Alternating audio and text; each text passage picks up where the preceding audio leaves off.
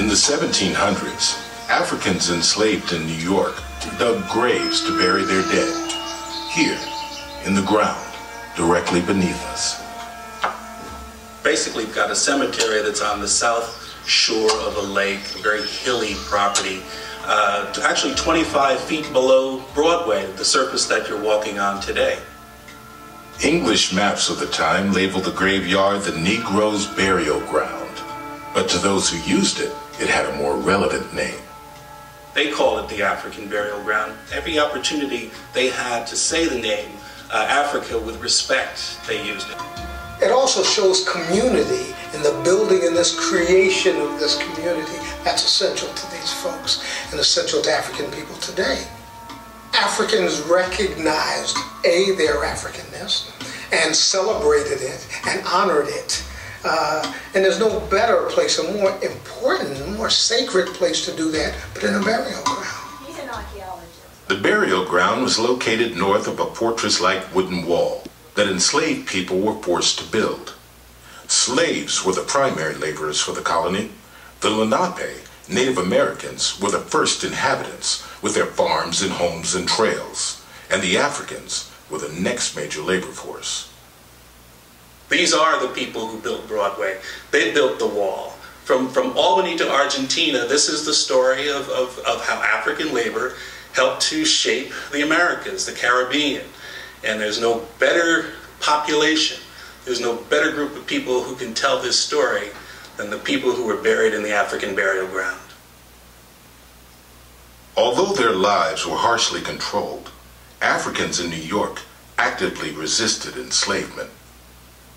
The essence of slavery was brutality to the soul and to the mind. It was a basic deprivation of humanity. Now, the fact that that was imposed on people doesn't mean that they accepted that. Those who were enslaved, at every possible moment, sought to give voice, give action to their humanity, to show forth their humanness, to reach out to the humanity of others. The burial ground became a place where enslaved Africans expressed compassion for one another and buried their dead with respect. No other species of animal buries its dead. We, human beings, are partly defined by the act of treating our dead in a special way. One could no more deny those Africans in New York the burial of their dead than deny them the right to speak, to stand and walk erect on two legs, to use tools, to be human. The African burial ground was also a place of peace and rest, but rest was an elusive state for enslaved New Yorkers. Their lives were dominated by work. It's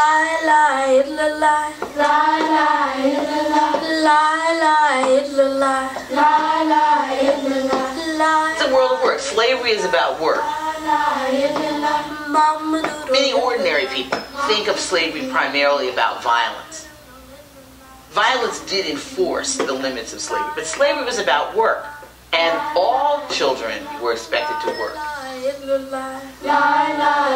As soon as a child could pick up a broom and sweep, that child became valuable. As soon as a child could run errands, and they did at a fairly early age, they became valuable to the owner. One of the things that slavery did was to cut childhood short. Very few slaves had any childhood. As soon as they were able to fetch, they were at work. Amelia. So within a household, you might have a woman and her children, of course, within the household of her owner. And that woman is expected to labor throughout the day and the night as well for her owner and for the owner's family, so she's taking care of his children.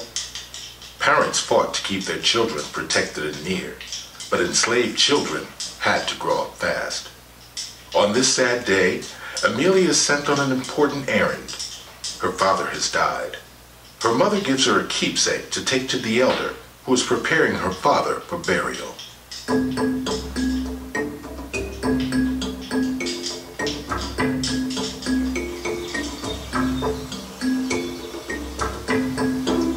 This is not the first time Amelia has walked alone through town, but each time she does, she sees other Africans living within the confines of slavery. One of the most important things, I think, to see about that world is that it was a small world. Manhattan is a small place at that time. It's an urban setting, but of course it's a small urban setting. The second thing that I would say about their lives is that they were very diverse people. They came from West and Central Africa, from various different cultures within the continent of Africa. They came from the Caribbean. She would have seen people at work. She herself was working. She is seeing the city grow. I just believe that this burial ground is so important to understand the enslavement of millions of Africans, because we're not often thinking of enslaved Africans being the ones who are clearing the land. They're the colony builders. If there's a word that should be synonymous with slave, it's colony builders, because that's what they're doing in New York. African people laid the foundations for virtually everything that we know about the Americas during the 17th and 18th centuries. The burial ground for Africans was closed in 1795, nearly 20 years after the signing of the Declaration of Independence. The graveyard became a landfill, all but forgotten under the buildup of Lower Manhattan. Then, graves were discovered in 1991. It's a graveyard right in the heart of downtown, and it's already surprising some historians. Jeff Weiser has more in this exclusive report. While government officials have withheld comment and have sealed the site from the public, Fox News has learned that archaeologists have discovered a historic site at this location at 290 Broadway, where a federal office building is scheduled to be built between Duane and Reed Streets. The first time that I heard about it was, well, actually, I read about it. There was a news blurb. It was an announcement that this had been a cemetery for enslaved people. There were people who have said to me, I've always had a feeling that there was something special about this area, but I didn't know what it was. And this rediscovery tells me that this was a place where I belonged and I had a history here. I went there, went down into the burial ground, and what I saw overwhelmed me, and I still feel a certain emotional trauma. What did bother me was knowing that they were African people who had been allowed to lay in the ground all of these years, and buildings were put on top of them. The Africans, see, they rose for a reason. It didn't just happen. It was time for them to surface, because it's time for us to move back to the center stage. It's time for us to claim and take back who we are. As news of the burial ground spread, the African American community expressed concern about the human remains being unearthed. I think those of us who gathered there in that period felt shut out of something that we felt we should have been a part of. Outrage and disgust arose from the cavalier manner that GSA administrators sought to treat the unearthing of the remains. How will the government then acknowledge the fact that this was a cemetery? The 2 points that the community has requested that I cannot satisfy is a matter. The outpouring of very deep emotions, which may have been underlaying or hidden within people for decades. Community members staged numerous protests against the building's construction. For many, this struggle echoed the experiences of their enslaved ancestors. When we think of resistance, we need to look at all of those various forms. We need to look at cultural resistance as well. I think the fact that people are insistent on retaining their culture is a form of resistance. That's an African characteristic. That's an African cultural retention.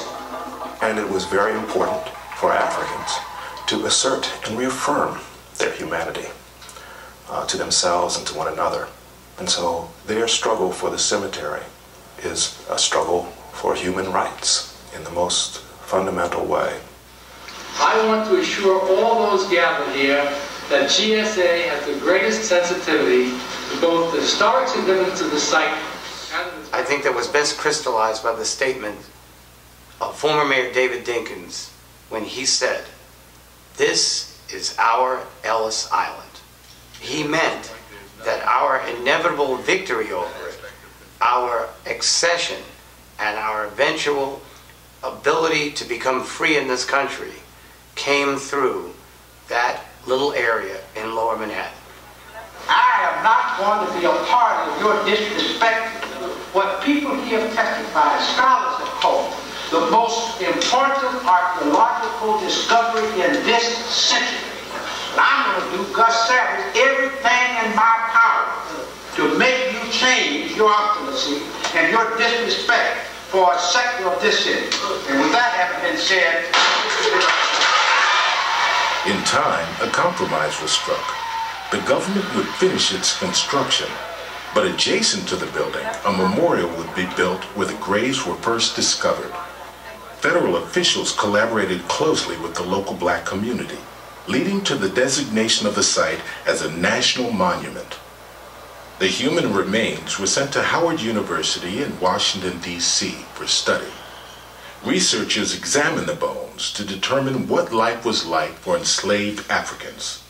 From the start, people identified closely with the human remains. The one question that people really wanted to know was, are there really bones there? I mean, you can really see the bones. They would say, well, are you going to show the bones? And the way I interpreted the question really was to say, I want you to make this real for me. The significance of that ground, it being a burial ground, that's the tangible reminder. That's what makes it real for us. They're living lives in constrained and ugly circumstances, being worked beyond their endurance. It's a life of pain and suffering, not simply psychic and emotional. Physical pain and suffering. I guess the gist of it is that this is an abused population. New York is like these other places in which the conditions of slavery are very harsh, in which people are worked to death because they are, in a sense, disposable. When the research at Howard University was completed, federal agencies worked closely with the descendant community to return the remains to the burial ground. The reinterment ceremony was a culmination of 6 days of tribute and celebration that began in Washington, D.C. Bones were going to be transported back, and there were community meetings around that. So all along the way, these stops, you were brought in a dramatic way to the full panorama of our history. I thought it was deeply moving.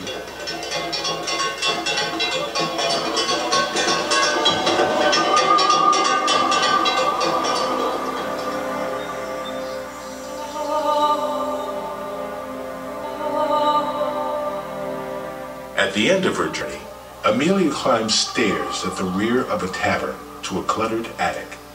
There, the elder prepares her father and her cousin, a newborn, for burial. Both died suddenly from a fever.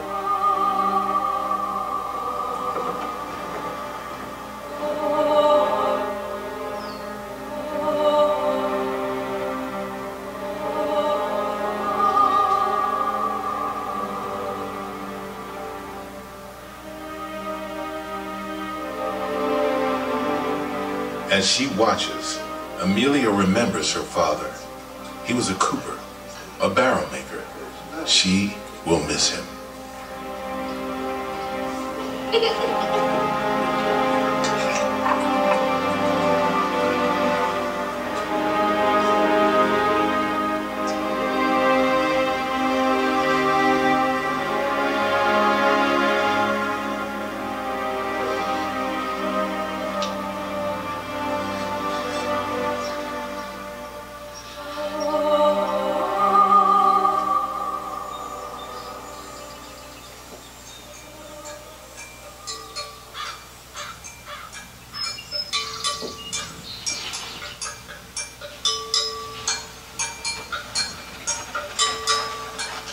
Late in the afternoon, Amelia's mother fetches her for the procession to the burial ground.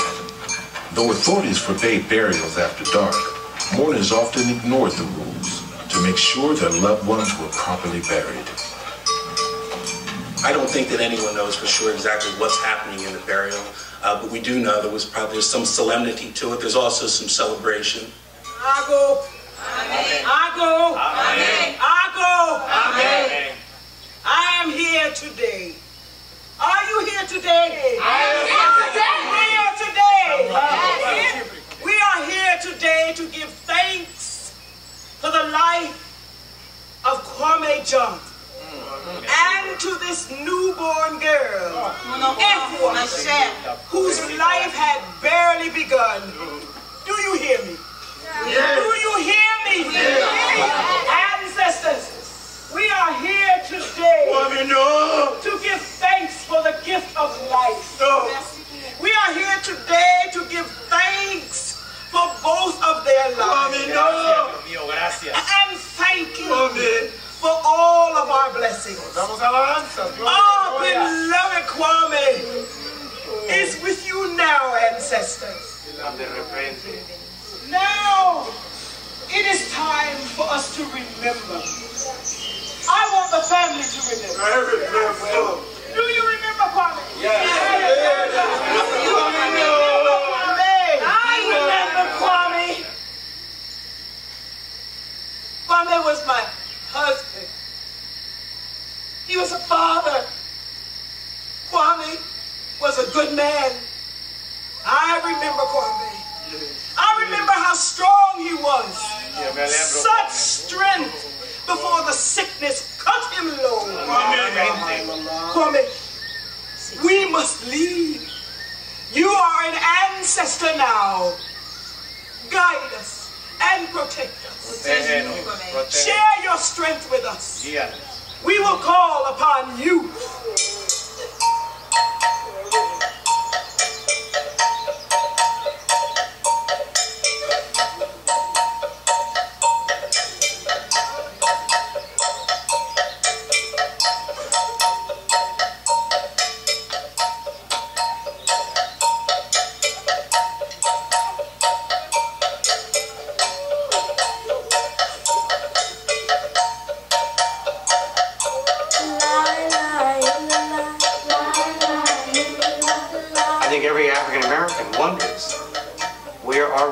Were what countries in Africa were we indigenous? And in the end, this is not Black history. This is American history. But it's American history that's finally been told.